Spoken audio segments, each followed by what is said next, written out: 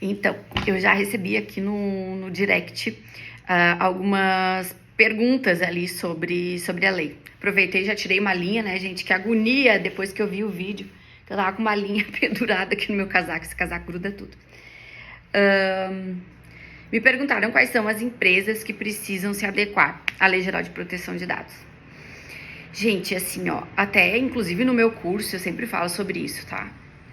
Eu acredito que hoje no Brasil 100% das empresas precisam se adequar à Lei Geral de Proteção de Dados. E por que isso, gente?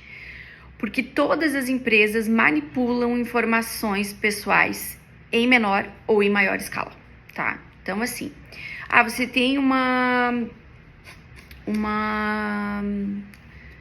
loja, né? Você tem uma loja. Você tem funcionários CLT. Quando você faz uma contratação via CLT, o que você solicita para o seu funcionário? RG, CPF, um comprovante de residência, número de PIS. E ali eu falei, né, no outro vídeo eu falei sobre o que são os dados pessoais. Número de PIS é um dado pessoal. Número de título eleitoral é outro dado pessoal. Número de passaporte é outro dado pessoal. Por quê? Porque são informações capazes de identificar diretamente uma pessoa natural.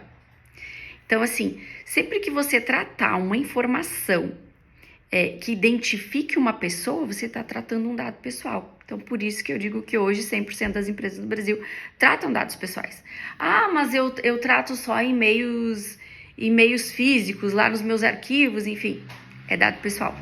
Essa lei, diferente do Marco Civil da Internet, que regulamentou algumas questões relacionadas somente ao ambiente digital, a Lei Geral de Proteção de Dados, ela veio também para regulamentar essas questões relacionadas ao ambiente físico. Então, uma clínica odontológica. Vou falar porque é um exemplo que eu uso, inclusive, nas minhas aulas. Nas clínicas odontológicas, a gente preenche um formulário lá, né, sobre saúde e tal. E aí eu recordo que uma vez eu fui numa clínica e as fichas, né, os prontuários estavam em cima do balcão. E eu consegui acessar visualmente as informações daquele prontuário, né? Identificando a pessoa, identificando, por exemplo, um dado sensível. O que é um dado sensível? É quando a gente trata de um dado relacionado à saúde do titular de dados, né? Então, assim, ali naquela ficha estava escrito ex-portador de HIV. Eu, por exemplo, teria acesso àquela informação, que é uma informação sensível. Então, o que eu identifiquei de imediato naquela empresa? Que está faltando regulamentação, que está faltando um controle mais efetivo, um compliance em relação a essa empresa. Então, por isso que essa lei veio. Ela veio para regulamentar tanto o ambiente físico como o ambiente digital, tá? Então, é uma lei super importante e que pega aí todas as empresas, né? Então, assim, uma outra situação que a gente diz que é bem corriqueira, mas que está tratando, inclusive, dados biométricos, né? Quando a gente está falando de dados biométricos, são dados de identificação genética, né?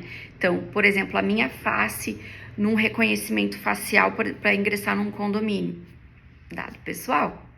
A minha imagem na captura de uma câmera numa recepção de determinada empresa. O que é isso? Dado pessoal. Então, todas essas empresas precisam estar de acordo com a Lei Geral de Proteção de Dados, implementar controles, implementar medidas de segurança de informação, medidas de TI. Então, tudo isso é necessário para a conformidade com essa lei. Eu sei que no início, assim, parece complexo, mas não é tão complexo assim. É que quando a gente começa a identificar o que é de fato um dado pessoal e a relevância que isso tem para a empresa e a relevância que isso tem, a importância que isso tem também para nós titulares de dados, é que a gente percebe, então, a necessidade de adequação e a relevância dessa lei.